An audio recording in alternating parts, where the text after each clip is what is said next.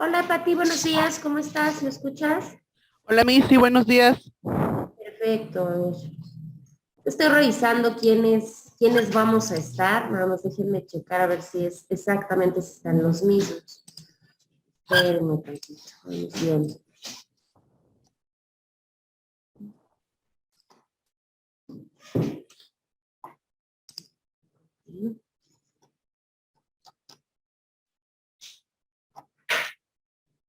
Ok, pues prácticamente van a estar los mismos, creo yo, salvo dos o tres personas, ¿no? Y eso suponiendo que se llegaran a presentar. Entonces, de ahí en fuera prácticamente estamos los mismos. Vamos a comentar rápidamente, bueno, creo que no tenemos, bueno, salvo que alguno de ustedes tenga alguna duda con respecto a la cuestión de la forma de evaluación y demás, vamos a seguir manejando exactamente la misma forma de evaluación. ¿Qué quiere decir esto? Que vamos a tener el 50% con nuestro examen, vamos a tener nuestro 30% con la situación de las actividades de plataforma, que ya sabemos que la mayoría de ocasiones es una, salvo en algunas ocasiones como va a ser esta primera semana, son dos. Ya sabemos que si entregamos en tiempo y en forma, que en este caso sería nuestra fecha límite, bueno, claramente estaríamos dentro del lineamiento y por ende tendríamos el porcentaje total. Si llegásemos a tener algún inconveniente y entregamos dentro de los primeros 3 días, bueno, pues ya nos ponderaríamos a 80%. Si entregamos después de esos 3 días, ya sabemos que la actividad prácticamente está invalidada, o sea, ya no cumple las funciones como tal. Y el último 20% ya sabemos que tenemos la parte de la participación. Desconozco, creo que tienen la misma indicación, o sea que básicamente se supone que ya es presencial, pero creo que le siguen dando la opción de que puedan generar o de que puedan tomar la sesión a través de sesión síncrona. Entonces vamos a hacer exactamente lo mismo. Si se dan cuenta y pueden revisar su plataforma, tienen la parte del foro. ¿Sí? En el caso del foro se pueden dar cuenta que ahí tenemos la misma reglamentación. ¿Qué quiere decir eso? Que es para todos, o sea, si alguien gusta aportar algo, no pasa absolutamente nada, pero pues obviamente se vuelve obligatorio para aquellos que están en sesión síncronos, en sesión Zoom y no generan participación. O en su defecto, si son completamente asíncronos, o sea, que ni vienen ni se presentan en Zoom, bueno, para ustedes sí sería, bueno, para ellos sí sería obligatorio la participación en foro. ¿Para qué? Pues obviamente para contabilizar ese 20%. Eso sería como la indicación regular, la que siempre hemos manejado.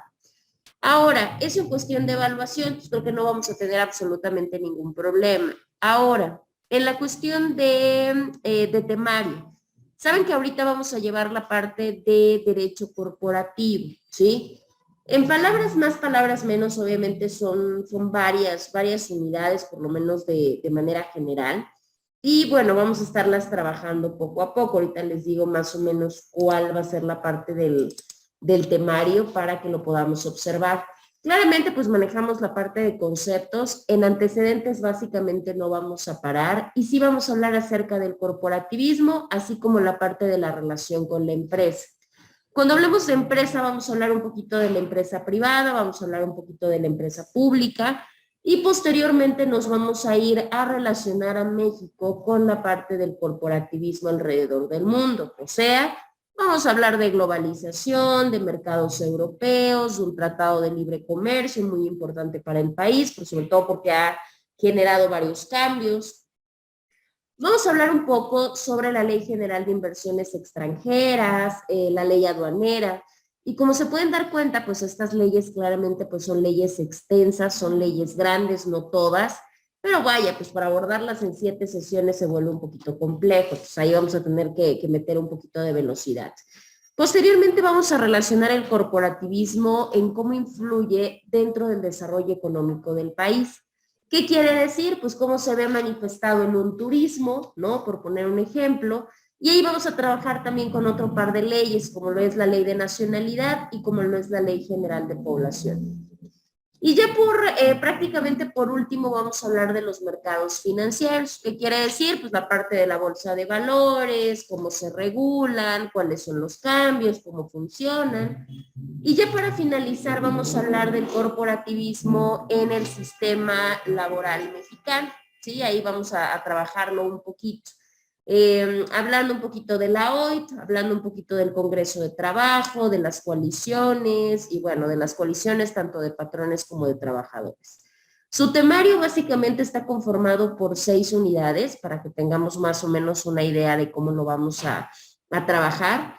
Eso nos deja que cada unidad la tenemos que estar tocando en una sesión, lo cual se vuelve complicado, sobre todo en esos que tenemos marco regulatorio. Por eso, pues vamos a estar ahí movilizando algunos temas. Ahora, ya para no darle más introductoria, digo, yo ya tengo el gusto, ya tengo el placer de haber trabajado con ustedes, de conocerlos un poquito, bueno, por lo menos de manera síncrona, porque creo que prácticamente de manera presencial solamente conozco a 2 de sus compañeros y ahorita, bueno, conozco a su compañera Carmen, pero de ahí en fuera prácticamente solamente los conozco a través de Zoom.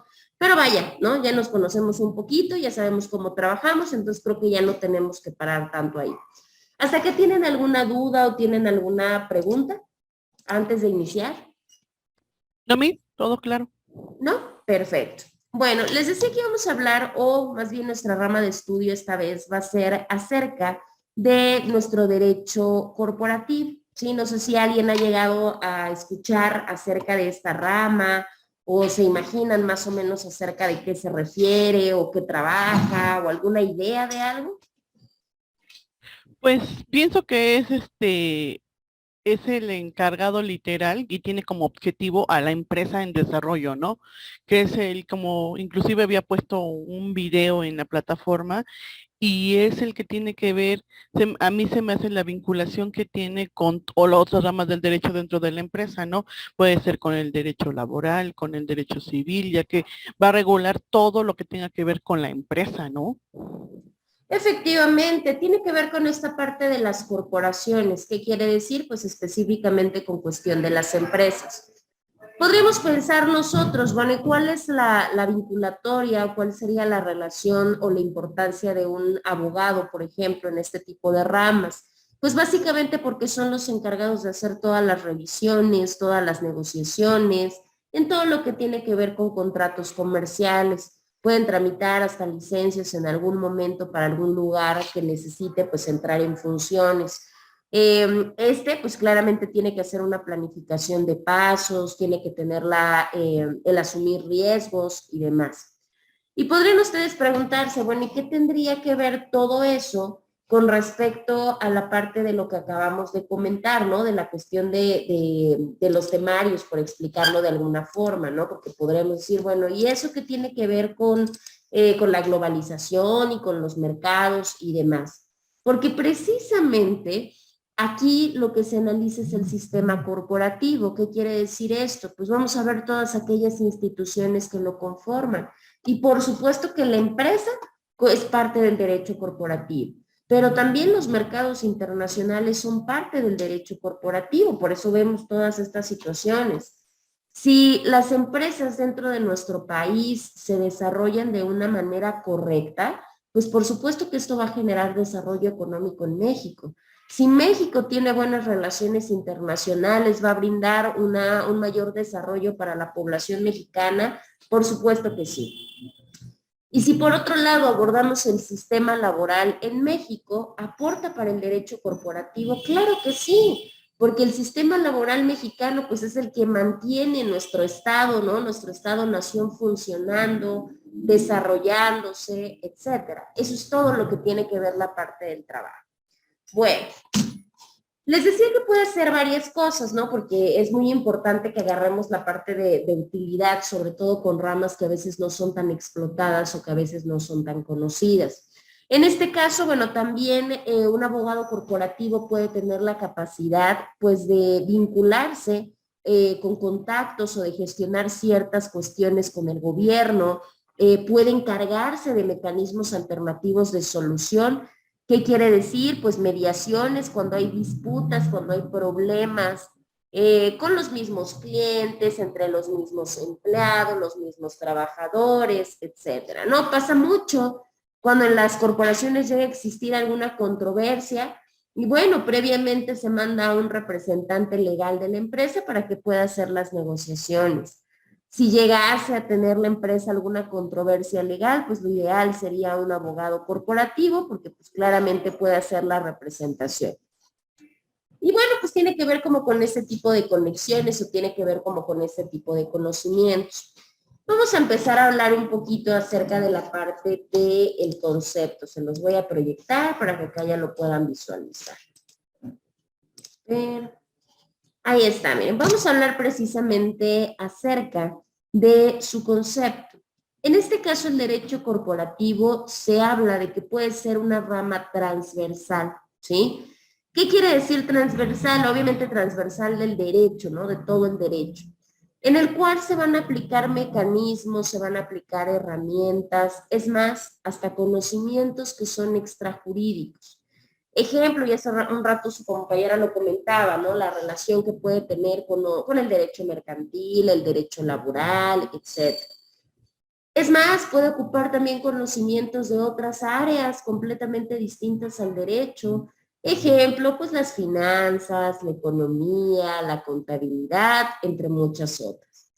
También se puede decir que es un conjunto de derechos, ¿no? Que se encargan de regular toda la parte de los negocios, decía su compañera, las empresas, las compañías, obviamente las corporaciones, y es más, hasta el propio derecho financiero, ¿sí? En sentido amplio, claramente. Tenemos al autor Sarkin, que nos lo puede definir, ya hablando un poquito de la cuestión autoral, si es que queremos una definición de este tipo. Nos habla de que en derecho corporativo ya se tiene un mecanismo de interpretación, pero es muy interesante porque este mecanismo de interpretación no solamente se va a encargar de interpretar normas del país, o sea, normas nacionales, sino también tiene la capacidad de tener un método de interpretación en cuanto a normas extranjeras, ¿sí? ¿Qué quiere decir? Pues estas normas que probablemente no se van a aplicar en México, pero que sí se van a aplicar en otros lugares del mundo, ¿no? Que podría ser la cuestión. Y de estos lugares, pues claramente pues van a regir aún así las empresas, porque yo puedo tener una empresa en México, pero es una empresa internacional, por eso a veces se necesita la aplicación de otro tipo de normas. Bueno, pues eso se genera y se puede hacer a través de este tipo de derecho. Claramente, pues va incorporando ciertas circunstancias, ¿no? Ciertas cuestiones viables que de alguna manera van permitiendo a diferentes áreas del derecho pues tener otro tipo de interpretaciones de las normas que ya existen y aquellas normas que claramente se van creando pues en el orden legal. Sí, sabemos que el derecho pues va evolucionando de acuerdo a las necesidades que presentan propiamente los problemas jurídicos. Bueno, pues precisamente el derecho corporativo no va a ser la excepción. Bien es cierto, va a aplicar las normas vigentes, pero por supuesto que se va a ir fijando en aquellas normas que se van considerando dentro del mismo orden jurídico. Acá tenemos algunas observaciones que podemos seguir, que nos la pone el autor Lipkart. Él precisamente nos habla de dos acepciones, ¿sí? O sea, de dos significaciones relacionadas con el derecho corporativo. La primera de ellas es aquella que ve a la parte de este corporativismo, ¿no? Hablando de esta figura primordial del derecho corporativo, diciendo que el corporativismo es un sistema de grupos de interés, ¿sí? Y estos grupos de interés se van a organizar en cuestiones de grupos nacionales. Estos grupos van a tener las características de que van a ser especializados y que aparte van a tener un orden de mando, ¿sí? Es más, estos grupos de interés van a tener un monopolio de representación. O sea, van a ser estos grupos privilegiados, si lo queremos ver de alguna forma. Dicho en otras palabras, se supone que esta acepción del derecho corporativo nos dice que el corporativismo como tal se maneja como que hablar de corporativismo son un conjunto de grupos especiales y de grupos que representan un sector de interés de la sociedad. Ejemplo, los sindicatos, ¿no? Un sindicato básicamente es parte de un corporativismo. ¿Por qué? porque representan a un grupo de interés especial o especializado. Si nosotros les pongo, ¿no? Vamos a poner un ejemplo, en el caso del CENTE, ¿no? De este Sindicato Nacional de Trabajadores por la Educación. Sabemos que hoy por hoy este sindicato sigue siendo uno de los más fuertes dentro del país, para bien o para mal, en eso no nos vamos a meter. Pero sin en cambio este sindicato básicamente es un monopolio de representación, porque efectivamente representa a este sector, representa a quienes, pues obviamente a los maestros, ¿no? Y es un grupo de interés en el país, claro, pues es uno de los sectores más importantes porque nos habla de la educación a nivel nacional. Bueno, pues esta es una perspectiva que nos dicen que ellos son parte de un corporativismo. Y así como esos podemos mencionar muchos, ¿verdad? Ejemplo, tenemos a este sector representante de los empresarios, por poner un ejemplo, y como ellos podemos tener otra serie de grupos especializados o de grupos de interés que básicamente forman esta representación dentro de nuestro país. Y esa es la primera perspectiva, ¿no? La primera vertiente del corporativismo, pero no es la única, tenemos una segunda vertiente. La segunda vertiente es aquella que nos dice que el corporativismo es más bien una incorporación institucional de esos grupos de interés al proceso de formulación de políticas públicas, ¿sí? Vamos por partes. ¿Reconocemos o sabemos a qué se refiere una política pública?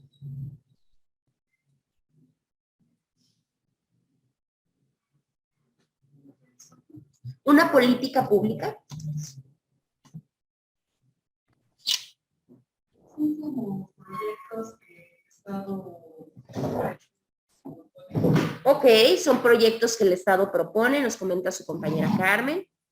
¿Qué otra cosa podríamos saber nosotros o entender como políticas públicas?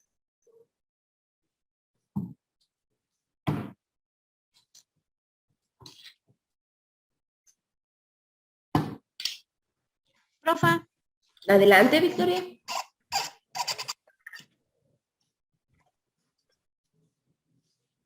¿me escucha, profa? Sí, sí te escucho, Victoria.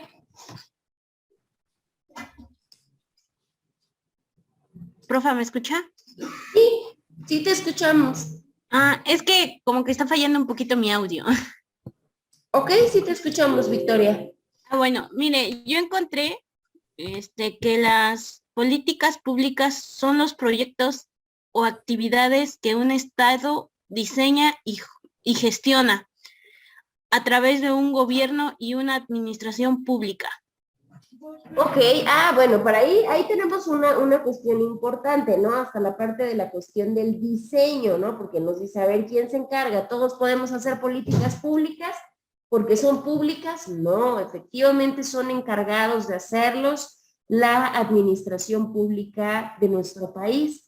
Efectivamente, pues son todas estas actividades que va a hacer el Estado, como comentaba también su compañera Carmen. El detalle, pues, es que esas actividades que va a hacer el Estado tienen un propósito.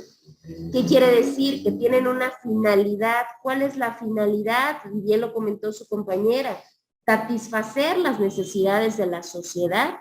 ¿Por qué satisfacerlas? Porque sabemos que como sociedad se tienen muchas necesidades. Si yo ahorita les preguntara cuáles serían las necesidades de la sociedad actual, por lo menos en nuestro país, es más, no nos vamos lejos, en nuestro estado, ¿cuáles serían las necesidades más importantes?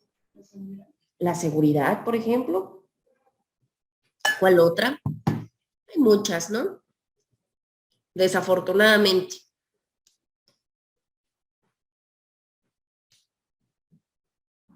Hay muchas necesidades. La educación también es una necesidad prioritaria. Ahora, algo bien importante. Estas necesidades de la sociedad son necesidades generales. Ejemplo, decía su compañera, la parte de la seguridad. La seguridad pública es parte de una de las obligaciones del Estado. O sea, tienen que ser sociales, no necesidades personales, porque necesidades personales todos tenemos muchas. No. Esta vertiente nos habla de que el corporativismo es precisamente que esos grupos de interés que esos grupos que representan a la sociedad o que, porque para esto estos grupos no crean que surgen porque sí, estos grupos de interés surgen porque hay precisamente alguna inquietud, porque hay alguna molestia, porque hay algo que se quiere realizar. Pues esta vertiente del corporativismo nos dice, bueno, pues esos grupos de interés ya que surgieron, hay que meterlos, hay que incorporarlos, hacerlos instituciones.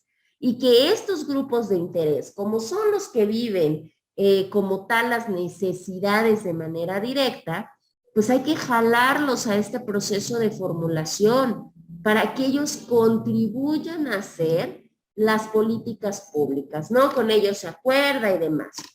Digo, para ejemplos hay muchísimos, ¿no? Y muchísimos muy claros. ¿Cuántas veces no hemos visto la inconformidad y que se manifiesta, por ejemplo, los trabajadores del CENTE? Lo hemos visto infinidad de veces, ¿no?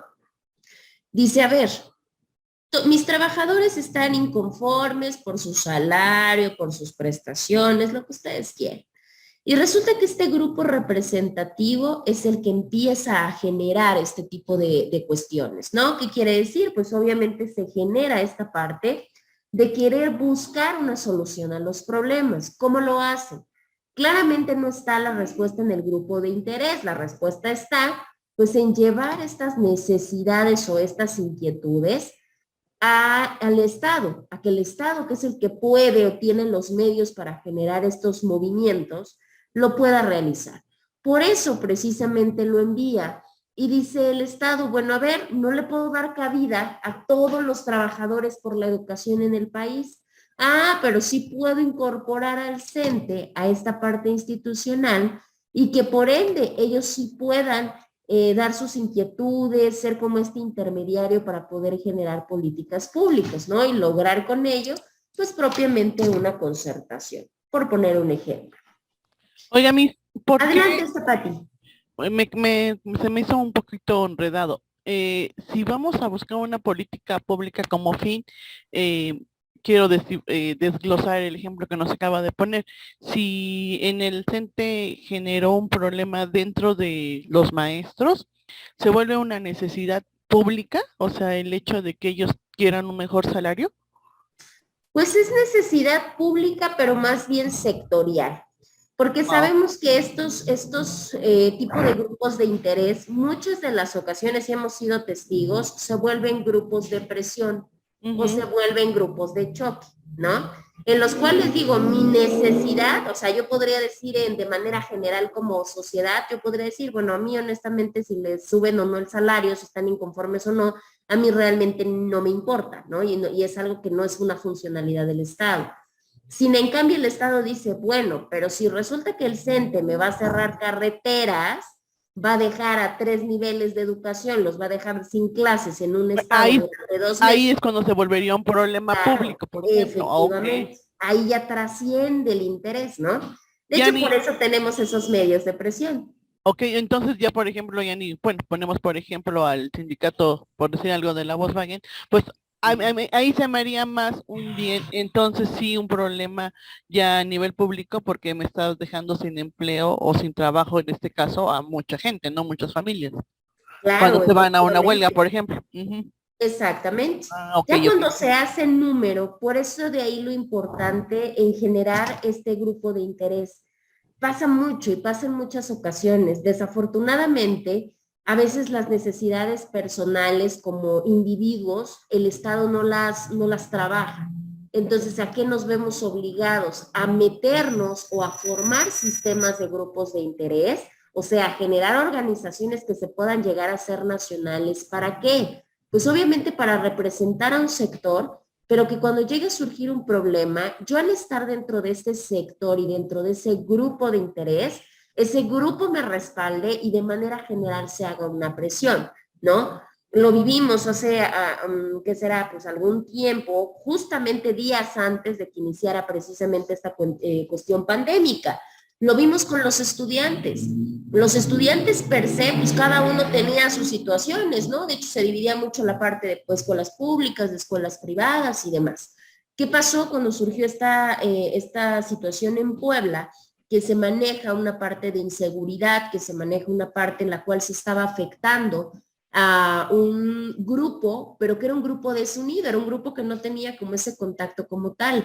Obviamente, si se hablaba por solamente uno de ellos o dos personas o una escuela, pues obviamente iba a seguir lo mismo. ¿Qué fue lo que se optó? Pues obviamente se formó un grupo de interés en la cual, pues obviamente todas las universidades, específicamente muchas universidades públicas y privadas del Estado, se unieron para generar una marcha. ¿Para qué? Pues obviamente para ejercitar una cuestión de presión. Y ahí es cuando ya se transforma en una problemática en cuestión pública y que obviamente pues ya se empiezan a hacer formulación de políticas públicas para poderle dar resolución.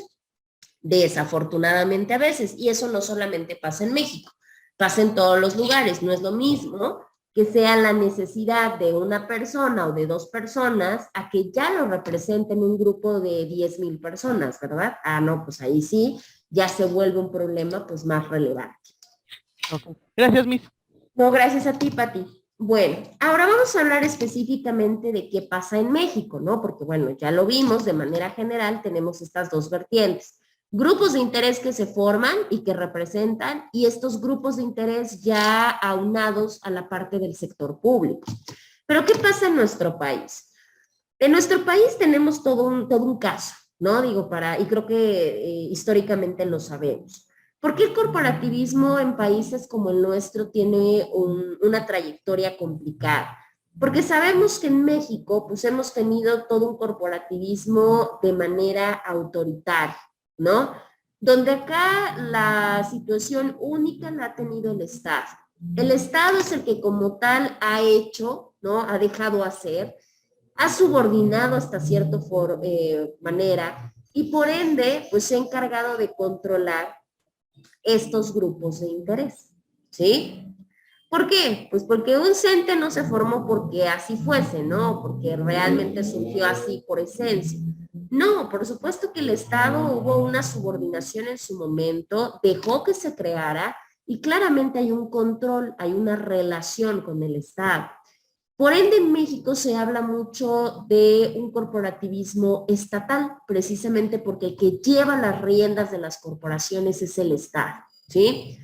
Y precisamente este corporativismo estatal es el que como tal tiende, ¿no? Tiene muchas tendencias a asociarse con sistemas políticos en los cuales precisamente las unidades por territorio sabemos que están subordinadas a un poder central, a un poder estatal. Si lo ponemos de manera general, pues ¿cuál sería este poder estatal? Pues el poder de la federación. Eso es un hecho. En muchos de los casos y en muchas de las elecciones, digo, y para muestra muchos puestos que se tienen en diferentes lugares, no hay un plebiscito, ¿no? No hay una cuestión democrática. Es más, sabemos, ¿no? Ahorita podemos decir, es que nosotros tenemos una diversidad de partidos. Vale, estamos rompiendo como esa brecha. Previamente, o por lo menos inicialmente en la vida política de nuestro país, nuestro sistema de partidos básicamente estaba monopolizado, solamente había un único partido, ¿no? Y este partido pues era el encargado de todo, ¿no? Para bien y para mal. Claramente, muchas de las ocasiones, estas autoridades de carácter ejecutivo, su forma de reclutación o su forma de poderlos generar, ¿qué era lo que tenían? Pues eran muy excluyentes, porque la forma en cómo se recababan era muy restrictiva la forma, o sea, no dejaba tanta apertura para que todos los demás pudieran generar esta parte de competencia y tener como esta situación, puesto que en México, por ende, se vivió un monopolio político durante muchos años y todos históricamente lo conocemos.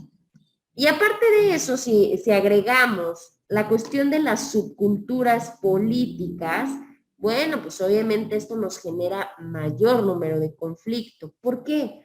Porque desafortunadamente estas subculturas políticas llevaron a que se regían precisamente por la clase social, por la cuestión étnica, por la cuestión de las propias lenguas que se vivían o que se hacían en cada una de las regiones.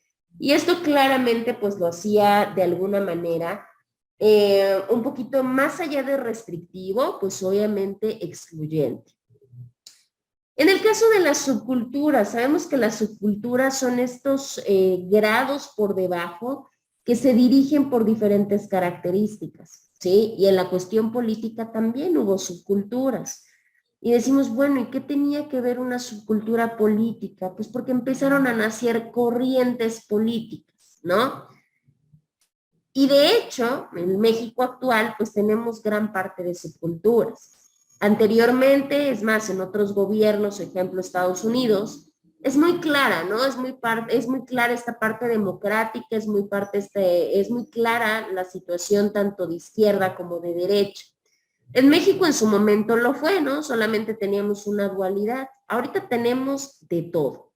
Pero gran parte, ¿cuántas de las ocasiones no hemos dicho? Pues es que es prácticamente lo mismo, ¿no? Este se parece, es más, sus elementos son exactamente los mismos que el otro, ¿no? O sabemos que es un partido que se formuló a raíz de otro, o sea, no hay una cultura política nueva. Bueno, pues esas son subculturas políticas, basadas precisamente en eso. Entonces, todo eso vivíamos en nuestro país, todo eso traíamos arrastrado, en lo cual, pues obviamente el Estado era el que se encargaba de llevar las riendas de todo el corporativismo en el país, todas las unidades que lograban formarse, a las que les dieran autorización, pues estaban subordinadas, estaban bajo el yugo del propio Estado. No había tanta manifestación, no había tanta democracia, no habría tanta libertad de elección, y vaya, eso es lo que traíamos en un corporativismo con la parte del tiempo, ¿no? Sobre todo la cuestión pasada. Si nos damos cuenta, por supuesto que esta situación del Estado, ¿a qué nos lleva? Pues nos lleva a ver que el corporativismo y la democracia en nuestro país están muy ligados, ¿no? O es un factor muy importante. Es importante, pero cabe mencionar que también se vuelve complejo, porque en el momento en el que nosotros hablamos de democracia en México, se vuelve todo un tema, ¿no? Porque sabemos que no se adquirió de la noche a la mañana. Hemos generado o hemos pasado por una serie de pasos y por un camino muy importante, pero también sucesos muy complejos. ¿Desde dónde se empieza a manifestar, digamos, de alguna manera mucho más latente la cuestión de la democracia en México? Ejemplo para eso tenemos la reforma que se dio en el 96 en materia electoral. Y diríamos, ¿por qué? Bueno, pues porque en esa reforma que tuvimos en aquel momento, empezamos a generar o empezamos a ver una serie de cambios, ¿sí? Entre esos cambios, bueno, se hacen cambios legales, pero cambios de letra, vamos a decirlo de alguna forma. Pero eso nos fue llevando paso a paso a llegar a tener una alternancia. ¿Y cuándo se vio la alternancia? Pues la alternancia se vio propiamente a raíz de esa reforma en el año 2000. ¿Por qué se vio la alternancia en el año 2000? ¿Recordarán? Digo, de lectura, ¿no? Si es que no les tocó, pero de lectura por lo menos. ¿Qué pasó en el año 2000 en cuestión electoral?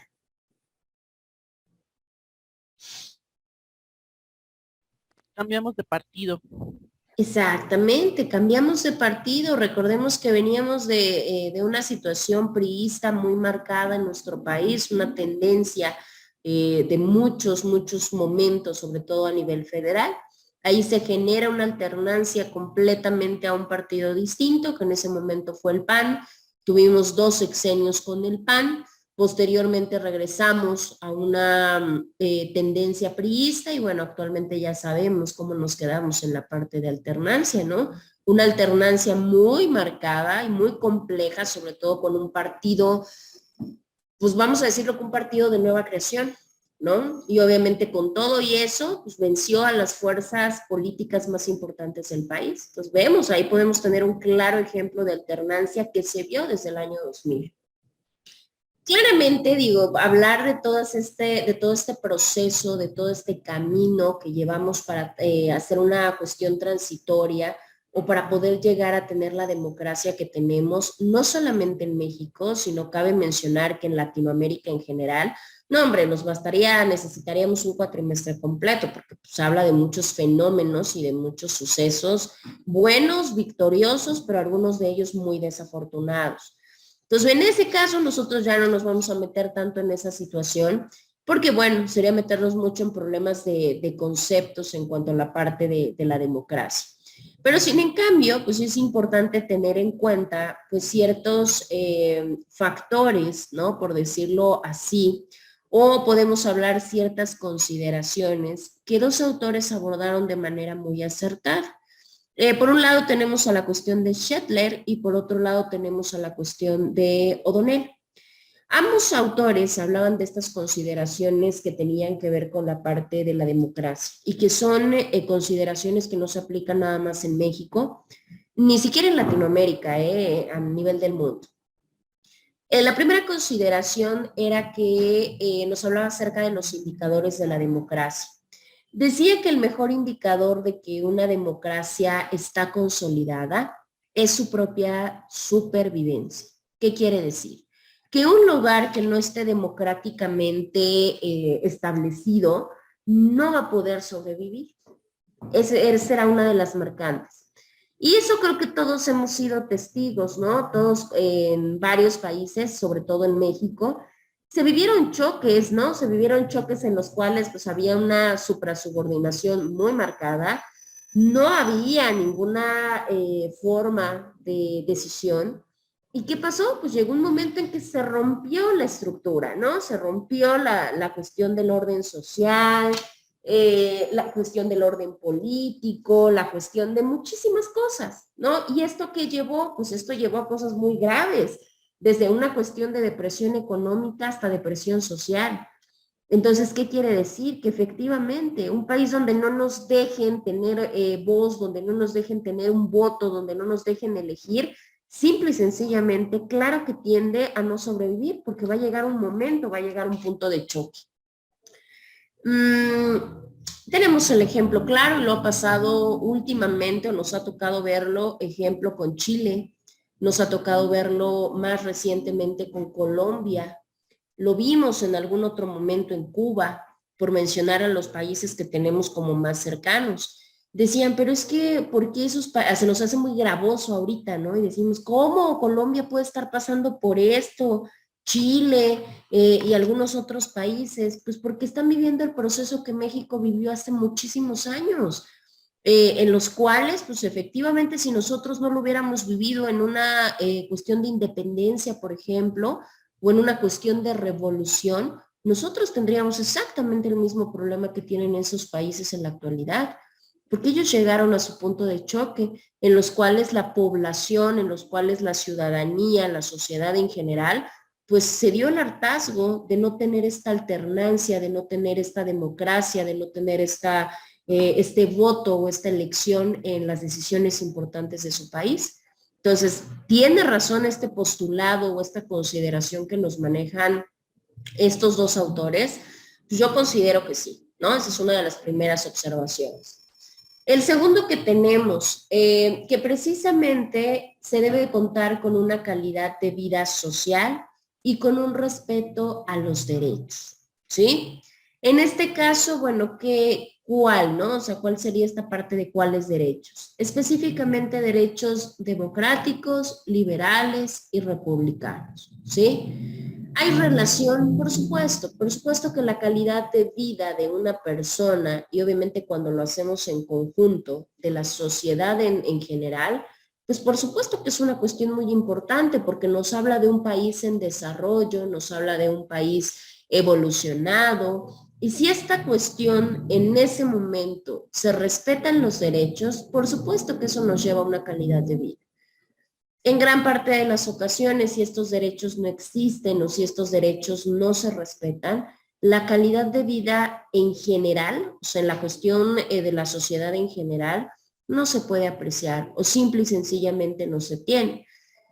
Para muestra tenemos exactamente los mismos países. Digo, saben que yo generalmente les explico mucho con ejemplos, más una manera más sencilla y más entendible, sobre todo en temas o en áreas en las cuales no son nuestra área de expertise en general. ¿Por qué? Porque generalmente en materias, no sé, un ejemplo, un derecho penal, un derecho civil, un derecho mercantil, sabemos que tenemos secuencias, ¿no? O sea, yo cuando llego a derecho penal 2, pues por supuesto que sé que tiene que ver porque ya vi derecho penal 1. Un derecho corporativo no, porque un derecho corporativo hasta donde yo sé solamente llevan uno, ¿no? O sea, no va a haber uno antes y no va a haber uno después. Entonces eso nos puede complicar un poquito el asunto. Entonces, para muestra, ¿qué ejemplo podemos tener? Tenemos el mismo, sobre todo de fenómenos actuales, porque son fenómenos que a ustedes les está tocando o a todos nos está tocando vivenciar. La misma situación que pasó en este caso Colombia, por ejemplo, ¿no? Y que pasaron algunos otros, Bolivia también lo pasó en su momento, en los cuales pues ya resulta que un garrafón de agua, que actualmente en un país como el nuestro nos cuesta 40 y tantos pesos, un decir, resulta que allá le salían 500 pesos. Y el problema, fíjense, no radicaba en que no se pudiera obtener, porque vaya, son necesidades básicas y muchas personas vieron la forma de cómo allegarse de. El problema no era ese, el problema era que no había, porque uno de los mecanismos, obviamente, de presión para no respetar estos derechos fue la limitación, ¿no? ¿Qué quiere decir? La privación, el no permitir entradas, en este caso de mercancía, de objetos, de productos de otros países, no permitir la importación de productos y tampoco permitir la salida de los habitantes. Entonces, ¿qué pasaba? Pues claramente bajo esa presión para que ellos se dieran a abandonar esos derechos, ¿dónde empezó a pegar esta parte? Pues por supuesto que en la calidad de vida de toda la sociedad. Y así como ese ejemplo, pues tenemos muchos otros. Entonces, ¿tiene razón? Pues claro, la sociedad debe tener una calidad y aparte de eso, pues claramente un respeto pues a todo este tipo de derechos. En cuestión eso como parte de nuestros primeros aspectos, ¿no? El primer aspecto que podemos hablar de la cuestión de la democracia con respecto al corporativismo. Pero tenemos un segundo aspecto que también es parte de la democracia relacionada con el corporativismo en el país. Ese aspecto se vuelve complicado, ¿por qué? Porque precisamente hoy por hoy, y nosotros digo, cada uno tenemos nuestra apreciación, y podríamos decir, porque yo lo he escuchado en algunas otras ocasiones, es que no es cierto, en México no hay democracia, no sirve de nada, ¿para qué lo hacemos? Bueno, hay una serie de quejas, ¿no? Pero hoy por hoy, dentro del análisis, México tiene una democracia consolidada. Porque si bien es cierto, digo, la realidad es que tenemos los mecanismos de opción, los mecanismos optativos, no solamente para decidir, sino para podernos inconformar con alguna decisión. Tenemos la parte de poder tener derechos políticos, ¿no? Este más famoso de votar, de ser votado, de participar en la materia electoral dentro del país, entre una serie de cosas que por supuesto que se puede hablar de una buena democracia, que otros países no tienen. Es que confundimos la funcionalidad con el objetivo, o sea, la democracia es el ejercer el derecho, no los resultados que de la persona que elegiste. Efectivamente, tenemos la respuesta. Nos quejamos en muchas ocasiones porque digo, si algo tenemos es esa característica. En muchas ocasiones lo vemos, digo, y no es necesario irnos a una cuestión de expertise. Lo vimos ahorita en la cuestión de la revocación de mandato. Las cifras fueron de terror, o sea, las cifras fueron deplorables. ¿De qué nos habla? Pues de que no participamos, de que no nos involucramos. Y eso es problema de la cuestión de que México no sea, no, México es democrático, te dice, aquí están las herramientas, pero si tú no las conoces, si tú no te informas, si tú no participas, pues discúlpame, ¿yo qué más puedo hacer? Esa ya es cuestión propia, ¿sí? Entonces México efectivamente pues tiene una democracia consolidada, ¿no? Por un lado, claramente manejamos pues una calidad de vida social en el país que por supuesto Desafortunadamente, hay una desigualdad muy clara, ¿sí? ¿Por qué desigualdad muy clara? Porque efectivamente en México hay unos niveles de pobreza muy complejos, o sea, de manera general, en los cuales, digo, hablamos de México porque vaya, pues es de nuestro interés, pero se ha visto en otros países, en los cuales es muy difícil poder hablar de una clase alta, de una clase media y de una clase baja, porque la realidad es que la media estamos, pero miren que vamos prácticamente o se va prácticamente desapareciendo. ¿Por qué? Pues porque claramente el nivel o los niveles de pobreza pues van aumentando pues a raíz de muchísimas otras cosas, ¿no? Que ya tiene que ver con las finanzas, con la economía, con la cuestión financiera. Pero eso es un hecho. Hay altos niveles de pobreza, hay desigualdad, porque eso sí es muy cierto. ¿Hay dinero en México? Por supuesto que hay dinero en México. Hay mucho dinero en México. Solamente que, bueno, claramente se encuentra en pocas manos, ¿no? Y no solamente en México, si lo vemos hasta en lugares más cercanos, en Puebla. En Puebla hay mucho dinero.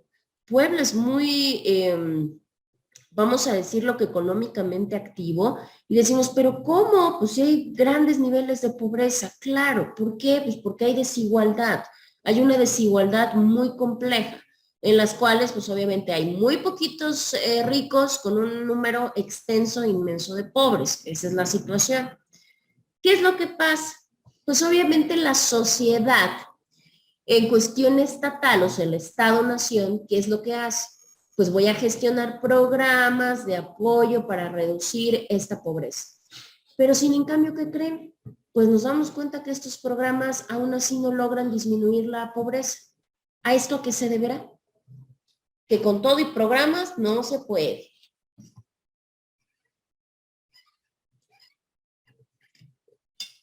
¿Por qué será?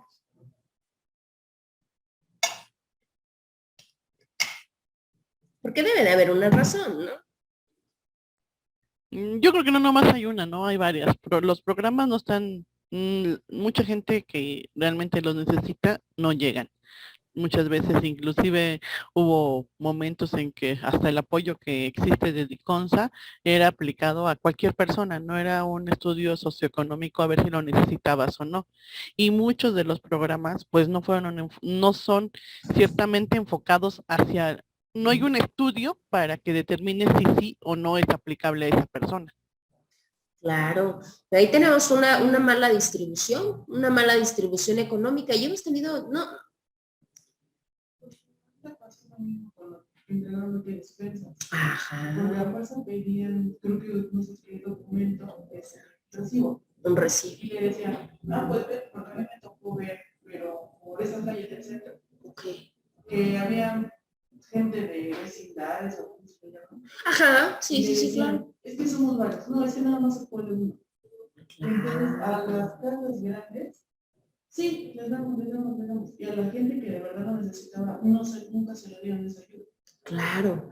Su compañera comenta algo muy relacionado con lo que comentaba Patti, obviamente de visualizar esta entrega muy común que se da de la parte de las despensas, ¿no? Que se supone que es para, pues vaya, para personas que lo necesitan. Sin embargo, pues obviamente ella comentaba el asunto, ¿no? Sabemos que aquí en la zona centro, gran parte de esas zonas son de casonas, ¿no? Prácticamente de vecindades, si lo queremos mencionar así. Pero sabemos que ahí viven varias familias, por explicarlo de alguna forma. Y resulta que el programa solamente se lo daban, o sea, uno por propiedad. Entonces imagínense cómo creen, si son 10 casas, un decir, o 10 departamentos en una vecindad, ¿cómo nada más vas a dejar un programa? Ah, pero a las otras casas que son grandes, que son unitarias, les dejan sí, como tal la despensa. Por supuesto que la mala repartición, la cuestión burocrática, la cuestión de ineficacia, ¿no? Cuando se hace la repartición, porque yo lo he visto, yo lo he visto en algunas colonias que no son pues tan siniestradas en esa cuestión y en la cual llegan a ofrecerlos, ¿no? Y así como de, pero ¿por qué no te vas a la sierra, ¿no? ¿Por qué no te vas a colonias que realmente lo necesitan? ¿Por qué quedarte acá, ¿no? Eso nos habla de una clara mala distribución y de una pereza y flojera también por parte del personal, ¿no? De que acá lo que importa es repartir, denme su copia, yo lleno los datos y se acabó. A mí ¿no? me tocó la repartición en la pandemia que hizo el gobernador y venían Sí. las camionetas del gobernador. Yo vivo en La Flor y vinieron a repartir unos costales de despensas. No estaban mal las despensas, realmente estaban bien, pero me tocó ver que los repartían, aquí fue a todos los departamentos, yo vivo en un edificio, fue a todos los departamentos, pero cuando la verdad, no sé, igual y suena comentarlo, está de más, pero yo sí dije, o sea, no, no lo voy a recibir. Y me dijeron, pero es que es para todos. Digo, no, es que mira, por ejemplo, allá afuera hay gente pepenadores, ¿por qué no se los das a ellos? No es que son para los departamentos. Le dije, pues entonces el mío, dáselo a los que están allá afuera. O sea, ellos sí no necesitan más. Tengo aquí en mi edificio viven maestros, viven doctores, viven abogados, o sea, no creo que nos sirva tanto como a ellos y ellos son los que sufrieron más la pandemia. Ah, bueno, entonces no lo va a querer. Ya, pum, se lo llevaron. Entonces, siento que esa repartición tampoco estuvo bien enfocada. Claro. Porque sí, creo que esa repartición, porque en sí luego había gente, es que yo, no, es que tú no. Le decían, Sí. no, pues déselo. Había personas que sí, la verdad, me tocó verlo por la 25 Ujú. y que le decían, pues déselo a él, entonces el mío, porque se lo necesita más que yo. Claro. Y ellos, no, es que es para usted, si no lo quiere, me lo Ahí quiere. viene el Y se lo detalle. llevaban. Claro. Acá que tenemos, y su compañera tiene algo muy cierto, ¿no? De, bueno, a ver, si él lo necesita más que yo, perfecto, dáselo. No, pues es que es para usted. Desgraciada y desafortunadamente, pues tenemos, y creo que lo hemos comentado 50 veces anteriores, ¿no? Porque hemos trabajado en cursos antes. ¿Qué es lo que pasa? O sea, tenemos dos cosas importantes. Una, la cuestión de la mala finalidad y que desafortunadamente siempre las cuestiones están rodeadas del interés político, ¿no? Entonces el político, más allá de brindarle, porque hablamos de esa cuestión, el político más allá de brindarle el apoyo realmente a una necesidad como tal, está pensando en la cuestión electoral, ¿no? Está pues, pensando como que en esta situación. Y segunda, también tenemos un problema bien fuerte como sociedad, porque lo que decía su compañera, bueno, no, pues yo definitivamente discúlpame, pero no, porque pues, no es así, ¿no? Hay personas que lo necesitan más. Pero no falta, no, hombre, yo ahí sí les puedo ver 50 veces lo he visto, en las cuales personas que bajan hasta de coches y buenos, ¿no? Buenos vehículos, vehículos de gamas, ¿no? Bajan por sus despensas y bajan por su, me acuerdo cuando dieron, no recuerdo si fue creo que televisiones, ¿no? Pantallas, algo así, pantallas, ¿no? Dices, perdón, o sea, esta persona acaba de bajar de su supercamioneta y es en serio que va por su despensa, es en serio que va por su tele. Claramente como sociedad también tenemos un problema, ¿no? Que agarramos, ¿no? Y de, ay, no me importa, pues total. Eso es otro de los problemas, ¿no? Digo, creo que acá lo más recomendable, porque sí, efectivamente, yo creo que si tú le dices no, pues no van a buscar la misma forma de alguien que diga que sí, o en su defecto hasta ellos mismos como trabajadores. Entonces, pues ya en todo caso, si llegase a dar, pues yo creo que aceptar y en su defecto dárselo a alguien que realmente lo necesite y que tú sabes que tú sí se lo vas a dar a alguien, ¿verdad? Porque ellos definitivamente dicen, ah, no quiere, bueno, no estuvo, no quiso, rechazó y no pasa absolutamente nada. Pero realmente el destinatario, porque que no se nos olvide, esos apoyos no los da el gobernador, no los da el presidente municipal, no los da, no. Esos apoyos se dan a raíz del propio erario público. ¿Y quién se encarga de pagar ese erario público? Pues todos nosotros. ¿A raíz de qué? Pues del pago de nuestros impuestos, que son muchitos y a veces como profesionistas pues son más. Y eso obviamente pues lleva a que por supuesto que nos conste y constatemos que los apoyos lleguen a donde se trata. Ahora, venimos prácticamente de una cuestión o de entender al gobierno como o al Estado como una parte paternalista, ¿sí? En el que queríamos que el gobierno nos sacase todo, hace muchos años, ¿no? Y que el gobierno diera y que el gobierno pagara y que el gobierno apoyara y que el gobierno y que el gobierno y que el gobierno. Posteriormente, pues con todo este déficit económico, pues ya el gobierno ya no puede ser un papá, ya no puede tener esta parte paternalista y exclusivamente nos quedamos con apoyos, ¿no? Ahí les va. Decían en algún momento, ¿no? Es que el gobierno tiene la obligación de que a mí me tenga que dar un apoyo por lo que ustedes quieran, ¿no? Por ser mamá soltera, no, a ver, perdón. ¿Se puede dar un programa? Sí, puede ser parte de un desarrollo social también, pero no es una obligación del gobierno, ¿eh? Eso hay que tenerlo bien presente. Porque luego en lugar de motivar, ¿no? En lugar de incentivar a que la gente haga lo correcto como sociedad, a veces caen en un problema más grave, ¿sí? Y lo hemos visto en una serie de programas. Ejemplo, lo tenemos ahorita con los estudiantes. Yo no digo que los estudiantes no tengan por qué dárseles un apoyo social, no, claro que se puede. Pero yo les puedo decir, eso sí me consta, porque lo tengo con estudiantes, obviamente, más chicos, y decían, pero es que yo llevo buenas calificaciones, pero simple y sencillamente porque ya la fila, la enorme fila, ya no llegué y me dijeron que hasta acá se acabó, yo ya no pude acceder al programa y entonces yo soy un estudiante porque yo literalmente yo sí estudio y resulta que mi compañerito que no le importa, mi compañerito que anda en las fiestas, mi compañerito que no estudia, porque definitivamente ni entra, ni va, ni hace nada, mi compañerito sí tiene el acceso a. Entonces volvemos a la misma mala repartición. Y el problema no es ese, sino que a raíz de eso, las personas en lugar de motivarte a que des resultados, a que hagas bien y se te apoye, pues dices, total, no me importa porque al final de cuentas yo voy a recibir esta parte del programa. Y esto no funciona de esa manera. Lo vemos, por ejemplo, había un programa, no recuerdo, hace algunos años, les estoy hablando hace como 4 años, no sé cómo era el programa, pero creo que era por ser mamá soltera o algo así. El punto es que por cada niño, ¿no? Por cada hijo, se te daba una mayor aportación. Yo les puedo decir, anteriormente trabajaba por una institución que está por, ¿cómo les explico? Casi llegando a la CAP. Igual una institución particular. En algún momento, pues obviamente yo solo con unos compañeros del trabajo, íbamos precisamente a un café que estaba por ahí cerca, ¿no? Y precisamente en la esquina había un banco. Pues resulta que hagan de cuenta que eran como ¿qué les puedo yo decir? Como las 11 de la mañana, más o menos, por ahí.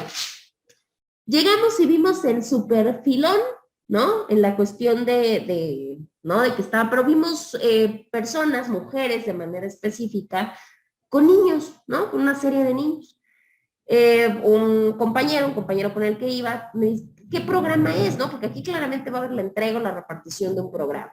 Va, pregunta, se informa y demás, y nos comenta. No, pues resulta que están dando un programa por la cuestión de ser mamás solteras. Por cada niño les dan una cuota más. Dije, ok, ¿y cómo lo manejan? No, pues en este caso la persona que tiene un par de niños se le dan 4,000 pesos mensuales. Dije, caray. Y luego dice, sí. ¿Dónde me apunto? Claro, lo mismito pensé yo, dije, caramba, si lo que yo estoy ganando, yo me levanté desde las 6 de la mañana y la señora a las 11 de la mañana está muy a gusto, ¿no? Porque la realidad, y le preguntó, porque mi compañero era un poquito informativo, ¿no? Entonces le preguntó, de, oiga señora, ¿qué hacen? ¿Qué trabaja? Ya sabe. Dice, no, la señora no trabaja, porque precisamente pues tiene la cuestión del programa, ¿no? Y tiene el programa de ¿cómo se llama? Uno que había que te ayudaban a construir tu casa. No recuerdo. Entonces, hagan de cuenta, la señora era una persona que pertenecía, hasta le sacó la información, a este grupo de Antorcha Campesina, ¿no? Entonces ya tenía su terreno, ya tenía su casita, ya tenía el programa, iba lo de leche liconza, tenía el programa de las despensas, y pues imagínense, pues entonces... Yo tengo entendido que la Antorcha Campesina lo que está haciendo mucho es que hasta ayuda a las familias, digamos, bastante, porque hasta manda a estudiar a sus hijos. Hay universidades de allá de la Antorcha Campesina, porque mi cuñado, su mamá anda en todo eso. Y ella es como que una tipo encargada. Pero la propia asociación esa, bueno. Sí, ya es organización, fíjense. Ella propia los manda a universidades y les dice, sí, pero cuando acabes tu carrera, tú te tienes que dedicar a nosotros, porque hay abogados, claro, hay de todo. Claro. Y a mí me sorprendió y digo, ¿cómo puedes decir sí? Sí, dicen, nos van a estudiar, dicen, mis hijos, porque pues no están conmigo. Pero pues si ellos quieren, yo los hubiera mandado. Claro. Y es lo que hacen ahorita ellos, por eso bastantes, claro. Sí, digo, es admirable en muchos sentidos, yo sé que es un grupo de choque y demás, pero es admirable la forma en cómo se han logrado organizar, fíjense, están más organizados que cualquiera de nosotros, ¿no? Y la realidad es que sí, efectivamente, pues ya vas obteniendo, digamos, apoyo de aquí, apoyo de acá, apoyo de acá. ¿Y qué pasa? Dices, bueno, y entonces, o sea, ¿qué pasa? ¿Es bueno, es prolífico? Decimos, no, a ver, espérame, sí, yo estoy de acuerdo que pues eres mamá soltera, pero pues todos tenemos que trabajar en algún momento en la vida. ¿Qué pasa? Pero si tú vives de programas, pues por supuesto que te vas a motivar, te va a incentivar a que busques una buena calidad de vida, a que te esfuerces, a que trabajes, a que todo. Pues por supuesto que no. Y como ella, pues había muchas, ¿no? Y digo, claramente no por otra cosa. Había otra persona que le estoy hablando con una niña de 8 años, una niña de 8 años nada más, y la misma situación, sin trabajar, vivía de lo del programa. Obvio, ¿no? Si preguntamos, dice, no, perdón, a mí 2,000 pesos quincenales, pero ni por favor. Sí, pero dependiendo la calidad y el nivel de vida, ¿qué es lo que pasa? ¿Puede alcanzar? Ellas dicen que sí. Y entonces, ¿qué pasa? En lugar de prepararlas, de capacitarlas y demás en esta parte de motivar a hacer otra cosa, pues se quedan como acostumbradas acostumbradas, los hablo en general, les hablo de ese programa, pero hay muchísimos, en los cuales te quedas acostumbrado a la cuestión del apoyo, hasta de la manutención del propio Estado. Y ahí sí yo les puedo decir, claro que estoy de acuerdo con las personas que lo necesitan, pero donde no, pues digo, imagínense, pues salir de todos nuestros impuestos que nos cobran muchísimo, que tenemos que estar apoyando toda la cuestión recaudatoria de impuestos, pues para eso definitivamente no. Esa es otra de los problemas. ¿Del por qué? Pues claramente no se va a acabar la pobreza ni con todo y programas. Si estos programas no se reparten bien, no se destinan a lo que es, y sobre todo, pues que hay formas más provechosas, ¿no? Que dirían, más allá de dar el pez, pues enseñar a pescar. Porque si no, luego se acaban esos programas y es cuando tenemos el problema, ¿no? Pasó nada menos en este sexenio que se quitaron varios programas, no, pues imagínense. Ahí tenemos como una de las partes. Bueno, ahora, en este caso, también tenemos la cuestión, ese es un problema, pero también hay otro problema que impacta en cuanto a saber si México está como una democracia consolidada o no. Por un lado, la cuestión de calidad de vida con todo lo que platicamos. Y por otra, la cuestión del respeto a las libertades, ¿sí? En este sector del respeto a las libertades, claramente todavía tenemos serios problemas, la verdad, todavía hay una deficiencia en derechos humanos, ¿sí? El respeto a la ley. Digo, creo que hablar de qué nos falta en materia de derechos humanos creo que estaría de más. Y creo, bueno, salvo que alguno tenga alguna opinión distinta, por supuesto que tenemos problemas en materia de derechos humanos. Muchísimos. Todavía los tenemos. Y eso, pues claramente compromete esta consolidación, ¿sí? El respeto a la ley ni se diga. ¿Cuántas veces lo hemos visto? Y lo platicaba apenas con unos compañeros en la cuestión del delito de fraude. Sí, del delito, creo que sí era del delito de fraude, en el cual, si ustedes observan, el delito de fraude como delito patrimonial se castiga de acuerdo a lo defraudado, ¿no? O sea, ¿cuál sería la lógica? Entre más defraudes, tienes más pena. Sí, pero resulta que llega un momento en que hay un tope, ¿sí? A partir de cierta cantidad, de ciertos miles de pesos, ahí ya se para tu pena, ¿sí? ¿Qué quiere decir? Que si tú robas 30,000 pesos, así robas 300,000, tienes la misma pena. ¿Qué quiere decir? Pues por eso muchas personas, o por eso muchas personas que cometen conducta como esta, pues lo hacen, porque al final de cuentas dicen, pues digo, de tener la misma pena por esto a por esto, pues me voy por lo más alto. ¿Qué quiere decir? Ahí claramente vemos un no respeto a la ley, ¿sí? Y con todo esto, pues efectivamente se nos hace muy complicado que de alguna manera podamos hablar de una democracia 100% consolidada, ¿sí? Más bien vamos a decirlo y vamos a dejarlo como que México es un país que se encuentra en vías de consolidación democrática. ¿No? Nos hace falta todavía varias acciones para poder generar, ¿no?, mejores niveles de vida, menos desigualdad, que los programas cumplan con su función, que se respeten los derechos humanos, que se respete la ley, y bueno, pues ya en ese momento ya hablaríamos de un país 100% democrático. Y 100% en una democracia consolidada. En vía de mientras, pues solamente se queda precisamente en vías de consolidación democrática. Ahora, ya con esto, pues vaya por todo lo que hemos venido comentando. En México, ¿no?, consideramos que el corporativismo tradicionalista que se da en el país, pues básicamente es un obstáculo fundamental en la democracia.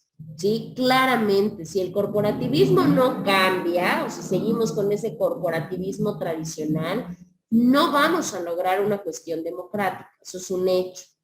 Y decimos, ¿pero por qué? O sea, ¿por qué si el corporativismo sigue así, por qué no vamos a alcanzar la democratización? Ah, muy simple. Por todo esto que ustedes encuentran, por estas 5 cosas o 4 cosas que ustedes encuentran en la pantalla. Primera, ¿por qué es excluyente de grupos que no son privilegiados? O que como tal el Estado o los partidos políticos no los consideran como cooptados, ¿sí? ¿Qué quiere decir? Pues obviamente esto hace que la cantidad de intereses que se trabajan por parte del Estado sea muy reducido, ¿sí? ¿Cómo vemos esto? Creo que todos en algún momento lo hemos visto, ¿no? Que tenemos grupos privilegiados en el país. ¿Qué grupo privilegiado ustedes verían dentro de México? Irónicamente, los empresarios. Los empresarios, claro. Creo que es uno de los más representativos o por lo menos de los más visibles, ¿no? De los más apreciables. Y sobre todo de los empresarios extranjeros, ¿no?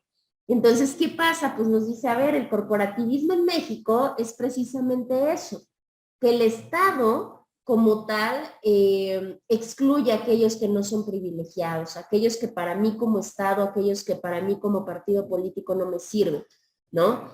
Y no me sirve para cumplir mis intereses. Entonces, ¿qué quiere decir? Que no va a atender los intereses de toda la sociedad, sino que solamente va a atender a los intereses de quién, pues obviamente a los intereses de esos grupos que le van a servir al Estado. Hace un ratito lo comentaba su compañera con el ejemplo, ¿no?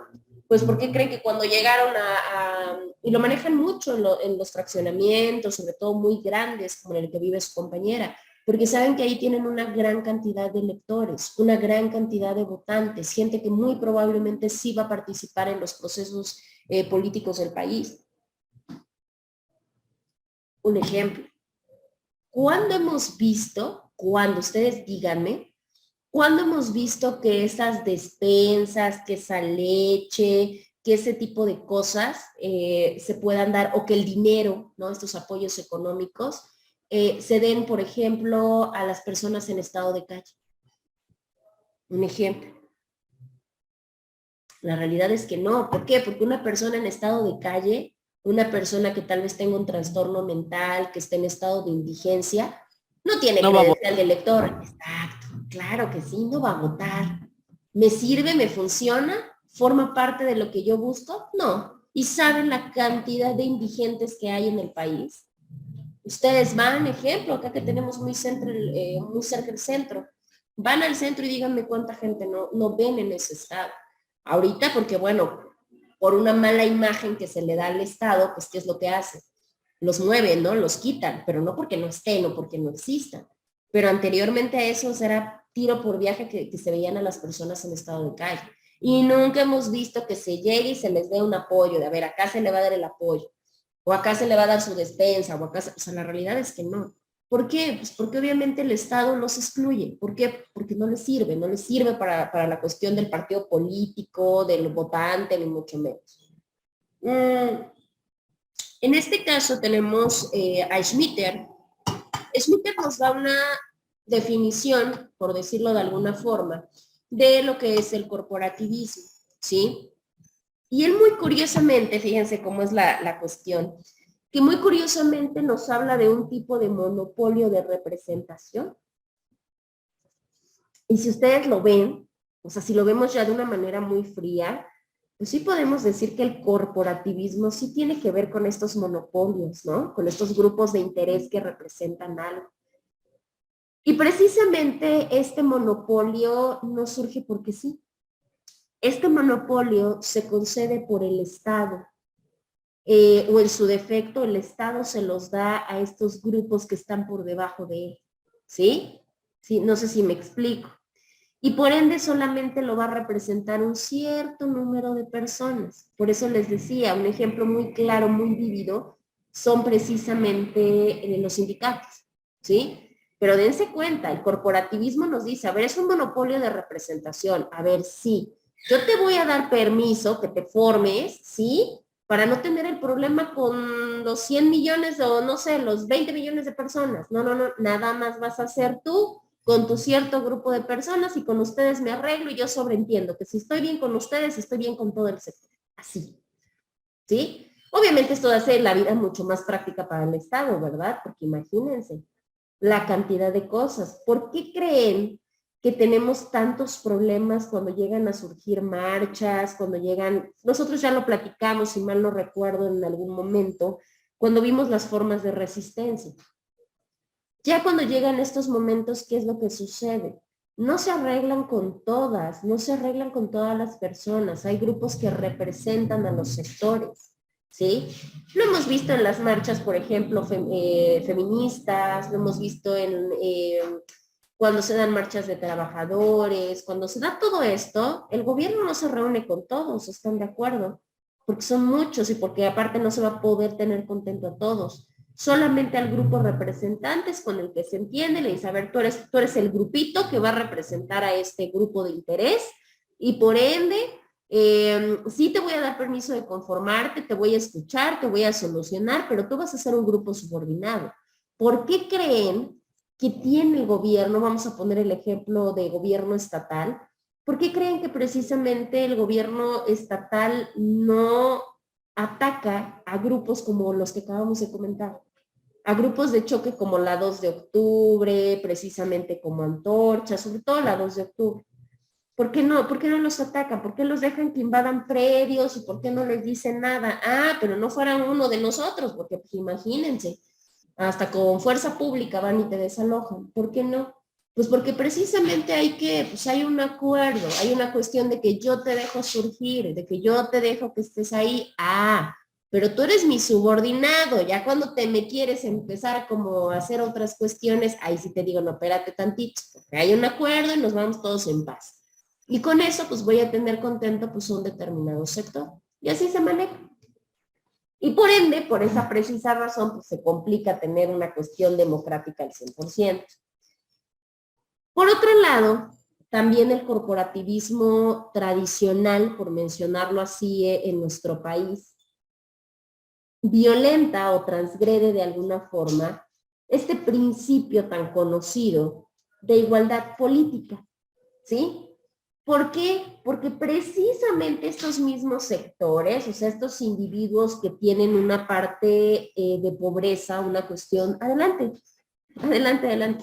buenos días, una cuestión socioeconómica de pobreza, claramente ellos van a tener, digamos, una desventaja, van a tener una carencia muy complicada para poder tener estas condiciones y poder ejercitar derechos políticos. ¿Sí? Lo que comentábamos hace un ratito con el sector específico de estas personas. A mí en lo personal no me gusta el término de indigentes, por eso generalmente personas en estado de calle, ¿no? Que básicamente pues, es lo mismo. Y precisamente estas personas, al estar en esta cuestión socioeconómica de pobreza, pues claramente están en desventaja para poder ejercitar este tipo de derechos políticos. Y por ende, pues, ¿qué es lo que va a pasar? Pues precisamente aquellos que sí puedan o que tengan una mejor condición, esos son los que van a tener la posibilidad de poder elegir a los representantes. Y eso es 100% cierto, ¿no? Y eso hablando en un estado como muy extremo, pero no son los únicos. Lo hemos visto en cuántas colonias, en cuántos municipios, en cuántos lugares, sobre todo alejados a la cuestión de capital, las personas no tienen ni idea de quién es quién, de qué hace, de cómo se llama, no saben absolutamente nada. Y precisamente son a los que estas personas encargadas de partidos y demás son a las que llevan y tú vas a hacer esto y yo te voy a dar tal y adelante. Obviamente estas personas también están en esa misma desventaja o en esta misma situación. En este caso solamente, si hablamos de grupos de interés, solamente estos grupos que se encuentren ya 100% fuertes o 100% establecidos, van a ser los que van a prosperar, ¿sí? Ahorita ustedes me dirán cuáles se les vienen a la cabeza. Estos grupos de interés que estén establecidos, eso quiere decir que van a estar organizados y sobre todo que van a tener vínculos con círculos del poder. O sea, con el poder político en turno, ¿no? Dicho en otras palabras. Y por ende, eso sí van a obtener respuesta favorable, por decirlo de alguna forma, en estas demandas. ¿Sí? En las demandas, en las necesidades o lo que ustedes quieran, ¿sí? En desventaja con los demás.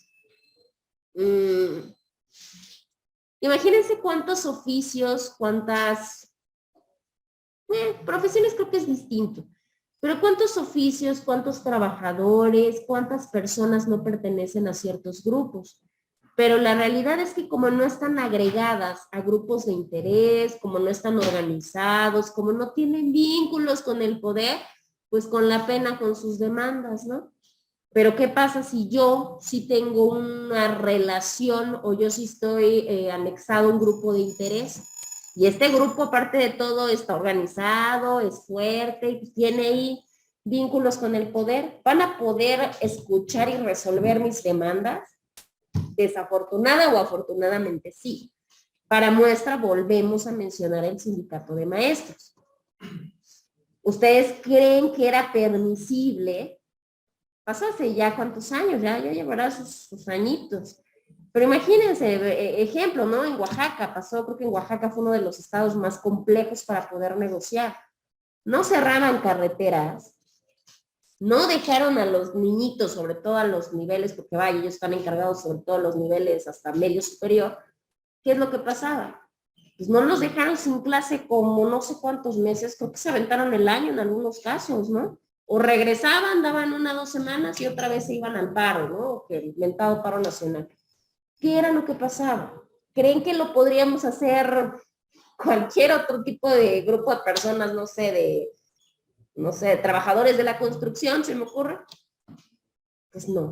¿Por qué? Pues porque bien es sabido que los dirigentes más importantes del CENTE se han relacionado toda la vida, pues obviamente con los círculos de poder. Se me viene a la cabeza, ¿no? Esta figura tan conocida por todos nosotros del Bester Gordillo. O sea, iban y venían presidentes, gobernadores, jefes de gobierno, y ella seguía ahí, en el poder. A pesar de que todo el mundo sabía, porque era un secreto a voces. ¿Y esto por qué creen que era? Porque precisamente representaba uno de los grupos de interés más importantes del país. Y tener contento al sindicato de maestros a nivel nacional era vital para un político, era vital para un jefe de gobierno y ni se diga para un presidente. Entonces, ¿es cierto? Pues por supuesto que es cierto. ¿Impacta en que no podamos tener una democratización si esto sucede? Claro, porque seguimos estando en una desventaja, ¿no? Aquellos que no pertenezcamos a ese grupo de interés.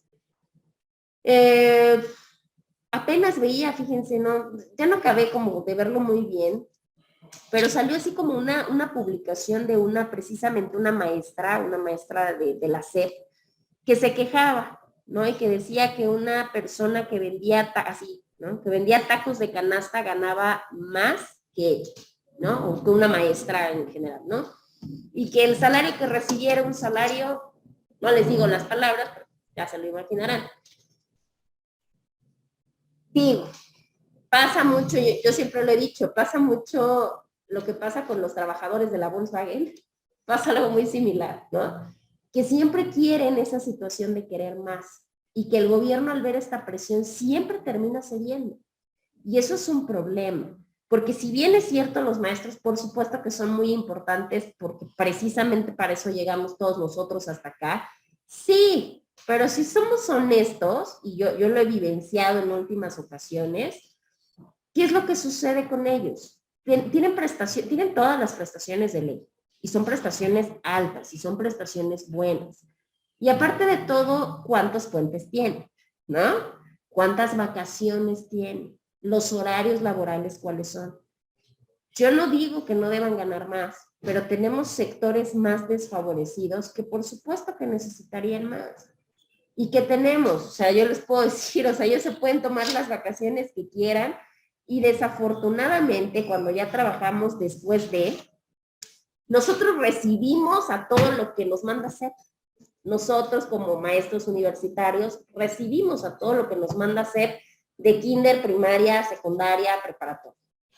Y discúlpenme, ¿qué les puedo decir? Nos cuesta mucho trabajo.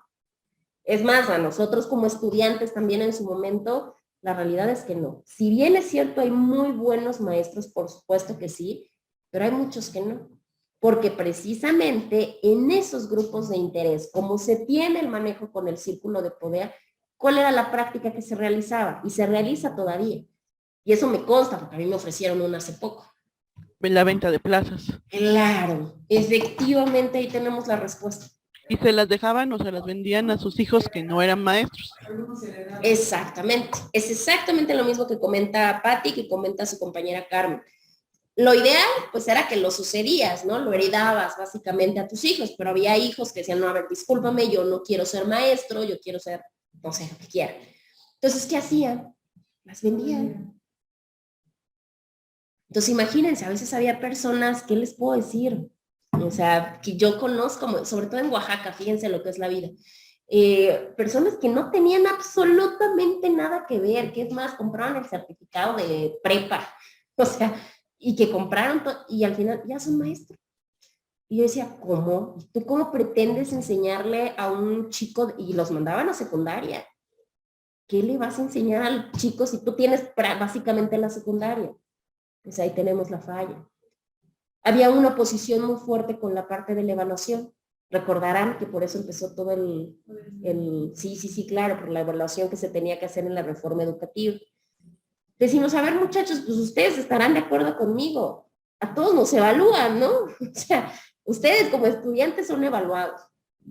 Todos en el trabajo somos evaluados, ¿no? Pues porque por eso nos graban, pues porque por eso pasan, pues porque por eso pueden meter. ¿Somos evaluados? Claro que sí. Pues es parte de cuál es el problema. Si tú haces bien tu trabajo, ¿habría problema en que te evalúen? No. Obviamente, ¿qué es lo que iba a arrojar la evaluación? Es una actividad que hacen los profesores, los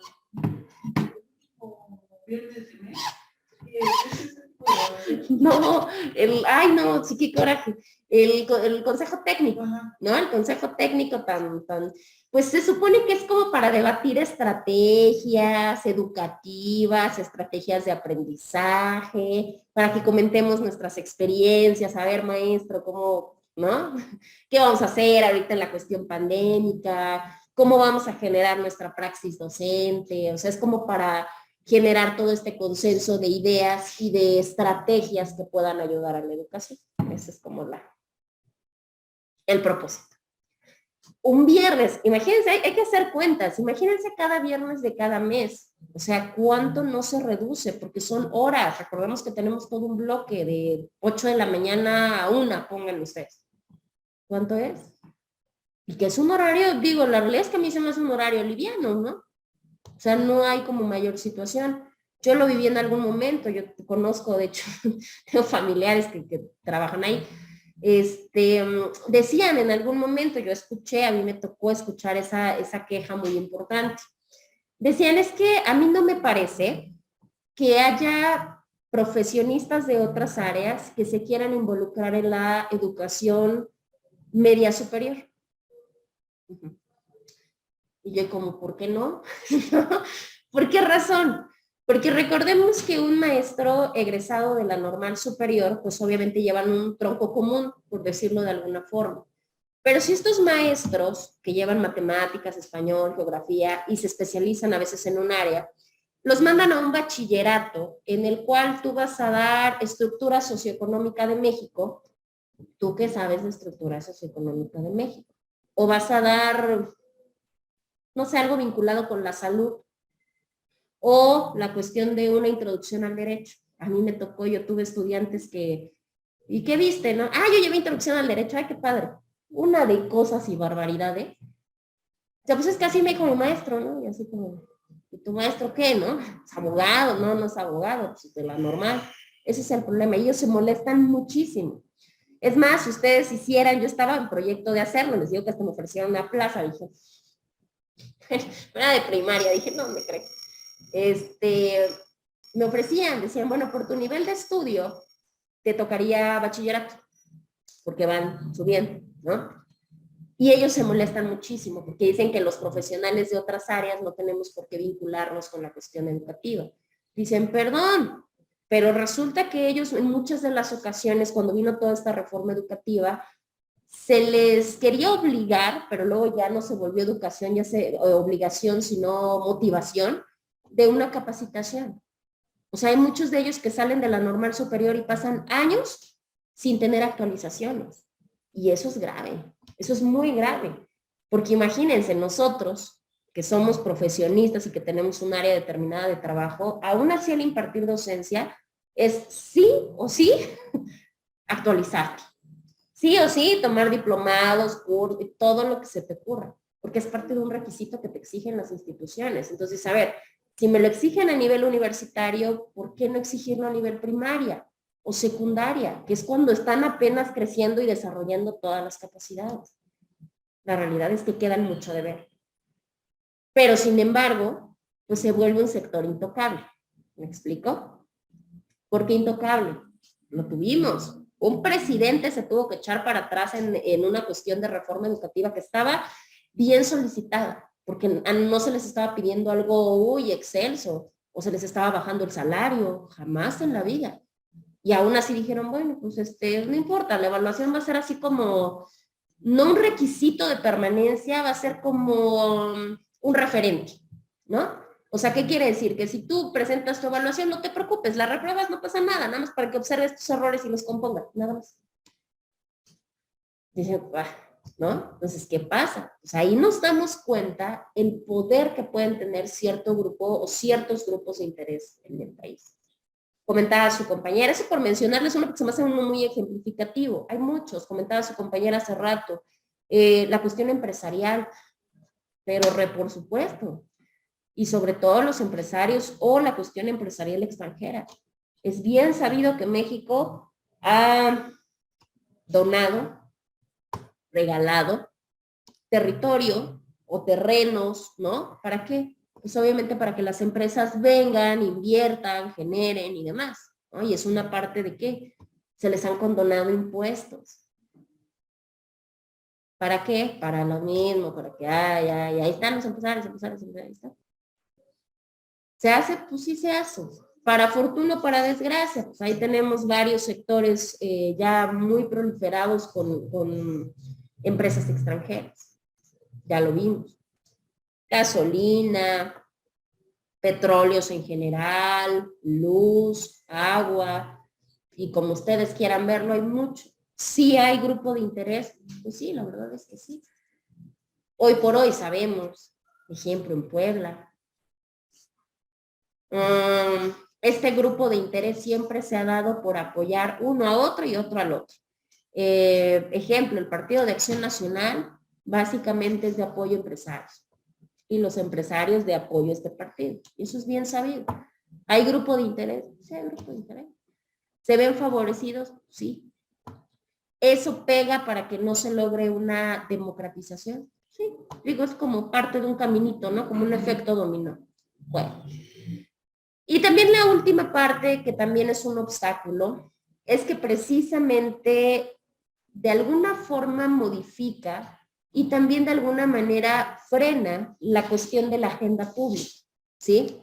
¿Qué quiere decir? Pues que obviamente se le da prioridades, de alguna manera, por decirlo así, a otro tipo de temas sociales. Cuando hablamos de temas sociales, ¿a qué nos referimos, no? No sé si sepan ustedes, bueno, vamos por partes. ¿Qué es una agenda pública?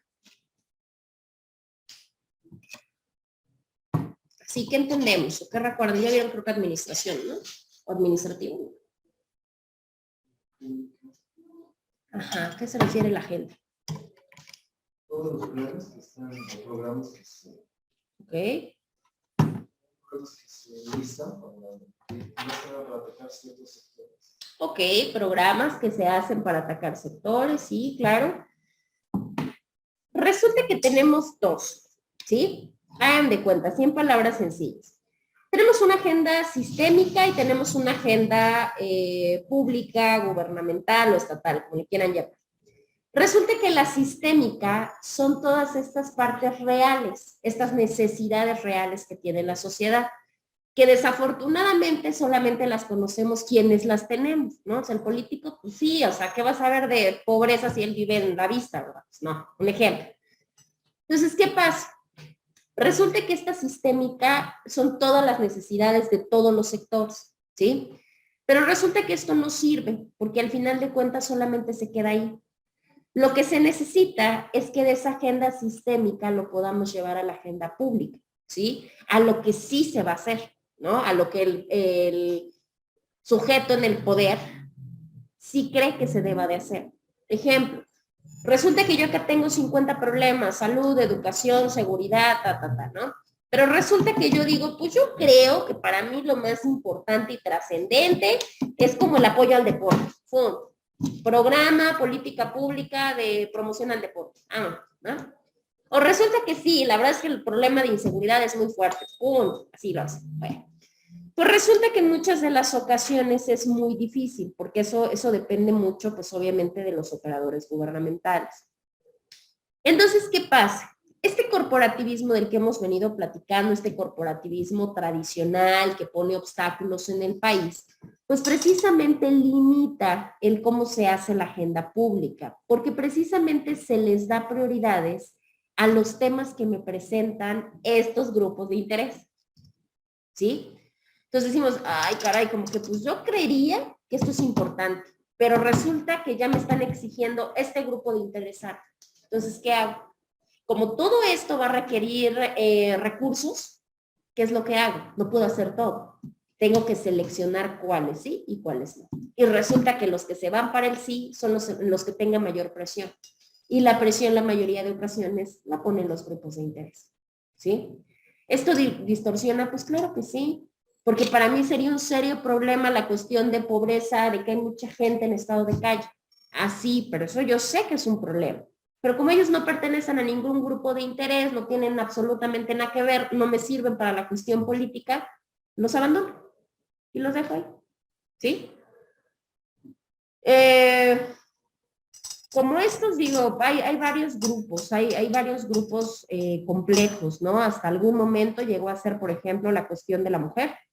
Hasta el momento en que empezó a generar grupos de interés, hasta que empezó a hacer toda esta cuestión mediática, de marchas, que se empezaron a promocionar normas y demás, que ya se volvió un grupo de interés, ¿no? Que ya se empiezan a generar otras acciones y ahora sí.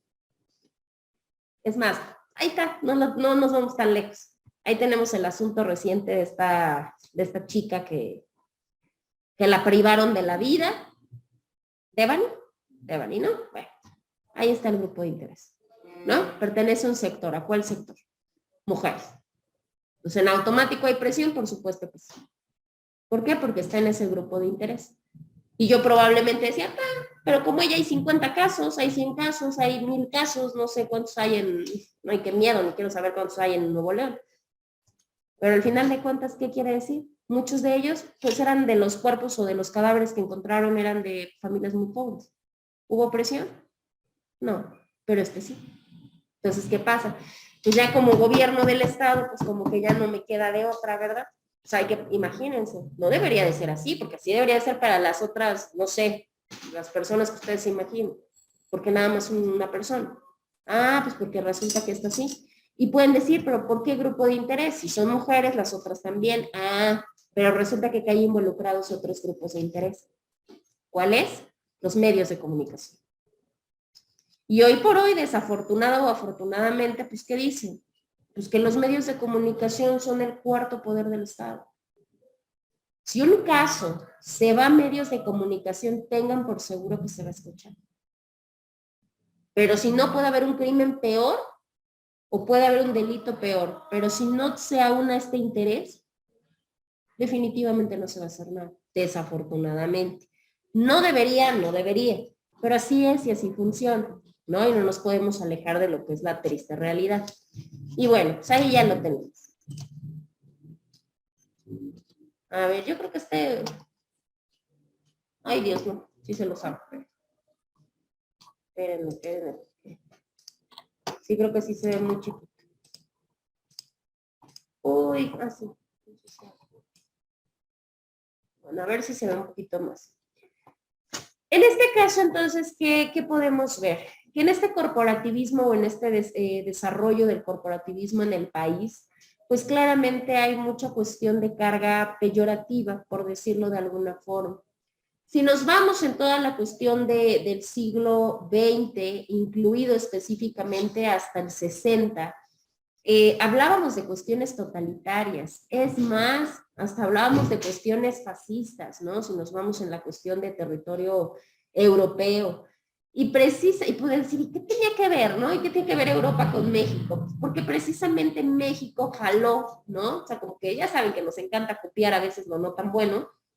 Y resulta que precisamente pues México jaló o tiene muchas similitudes con esta cuestión de estos sistemas políticos que se manejaban en aquel tiempo, en aquellos lugares.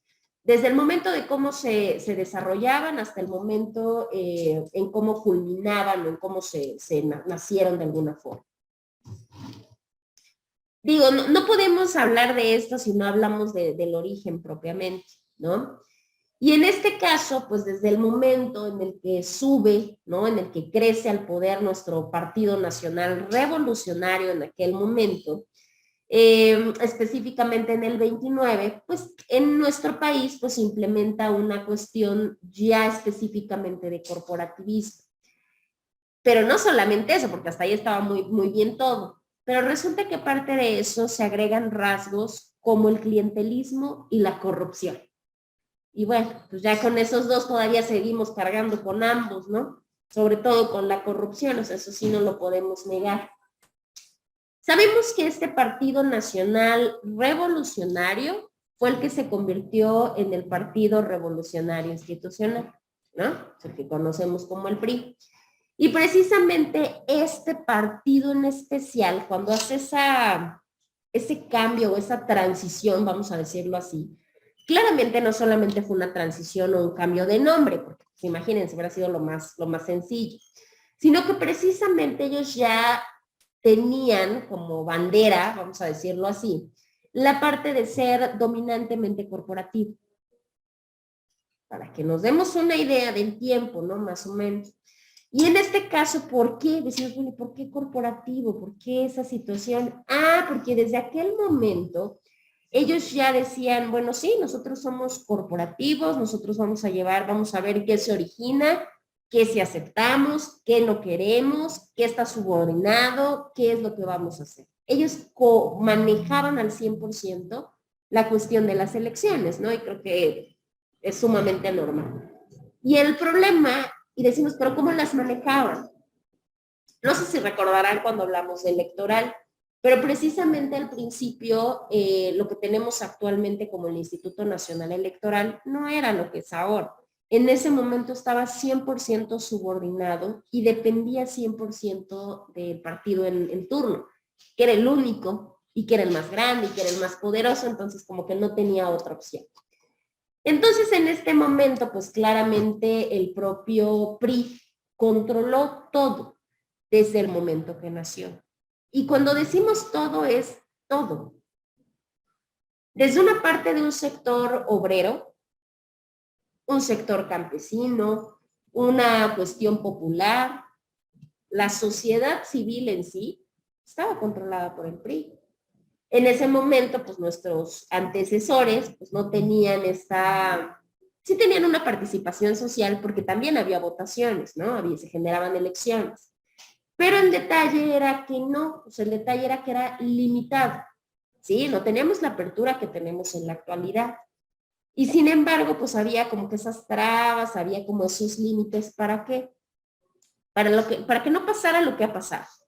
Para que no se le saliera el control político de las manos, para que siguiera teniendo todo él en sus manos y que no se moviera un dedo si este partido no decía sí.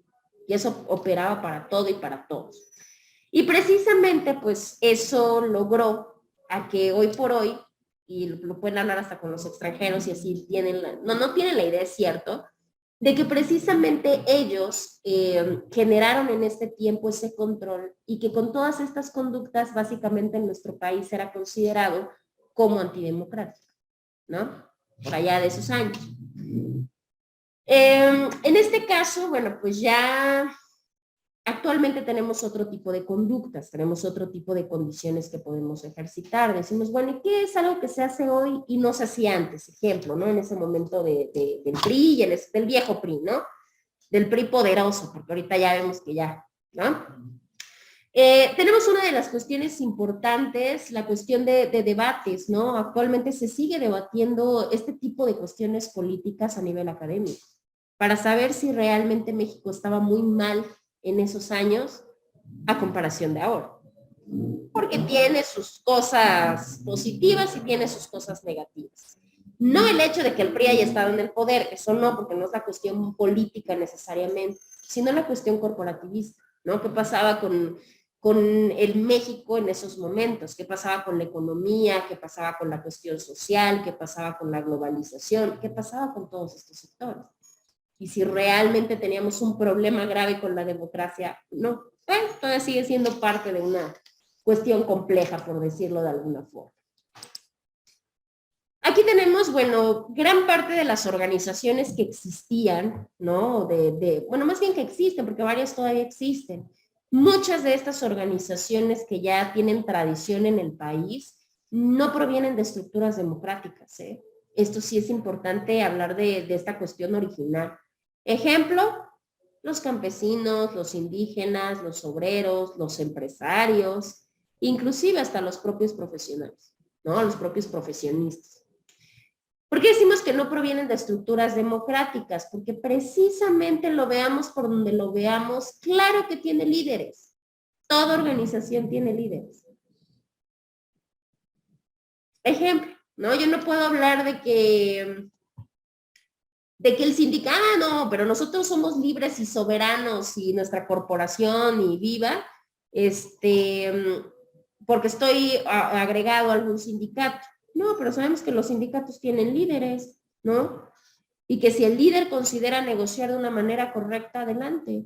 ¿Cuántos líderes no hemos visto de los sindicatos que se corrompen y que dejan las necesidades de su gremio por lograr un convenio, ¿no? En este caso con la parte estatal o con la parte empresarial. Se ha visto muchas veces, se habló muchas veces, es más, en el caso de Volkswagen, ¿no? En la cual, pues obviamente era más fácil yo negociar con un sujeto a darles las prestaciones a todos.